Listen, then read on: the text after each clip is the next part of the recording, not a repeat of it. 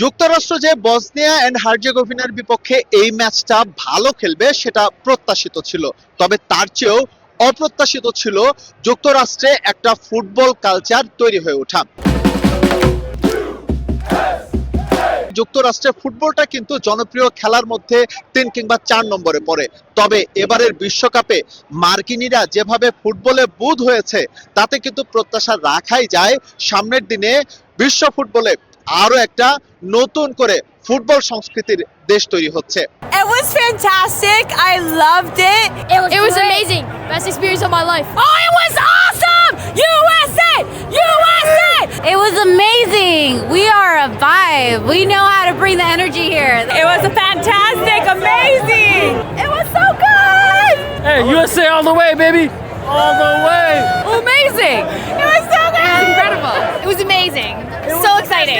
So good. ফ্যামিলির সাথে ফুল world কাপের ইউএস এর গেম দেখলাম, তারপর আবার জিতে গেলাম, ভীষণ ভালো লাগছে। সবার জন্য ভালো চপস্টিক ইনস্ট্যান্ট নুডলস। এই ম্যাচে বসনিয়া আসলে সত্যিকার অর্থে যুক্তরাষ্ট্রকে চ্যালেঞ্জে ফেলেছিল দ্বিতীয়ার্ধে।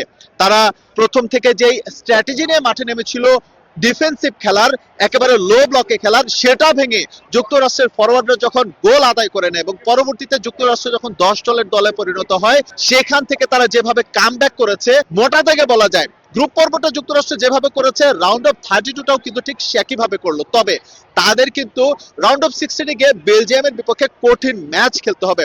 এটা ভক্তরা মানছেন একটা টাফ ম্যাচ হবে, তবে যে পারফরমেন্স করে চলেছেন পুলিশিকরা তাতে সেখানে তারা ভালো করবে এমন প্রত্যাশাও ভক্তরা রাখছেন। I'm excited for the next game. We're going to go all the way to the finals. We're winning this thing, baby. Yeah! যুক্তরাষ্ট্রের খেলা দেখে মনে হলো যে তারা যেই কোনো দলকে হারানোর ক্ষমতা রাখে। সো ডেফিনেটলি যুক্তরাষ্ট্র ইজ ওয়ে টু গো। আমাদের তো প্রতীক্ষা যে ইউএসএ ওয়ার্ল্ড চ্যাম্পিয়ন হবে, ওয়ার্ল্ড কাপ চ্যাম্পিয়ন হবে, রাইট? বাট ইনশাআল্লাহ নেক্সট গেমেও জিতবে।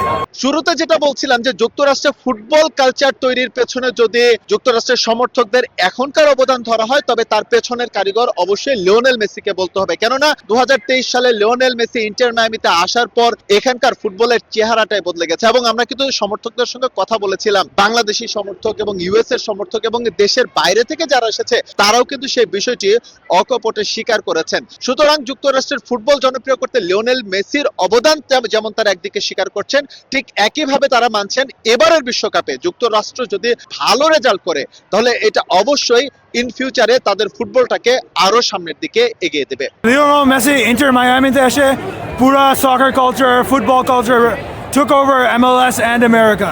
মডার্ন যুগে যুক্তরাষ্ট্রে এই সকার খুব পপুলার হচ্ছে, যেটা আগে 10-12 বছর আগে এত ছিল না। চমৎকার একটা গ্রুপ পর্বের পর রাউন্ড অফ 32তেও ভালো পারফরমেন্স করেছে মার্কিন যুক্তরাষ্ট্র।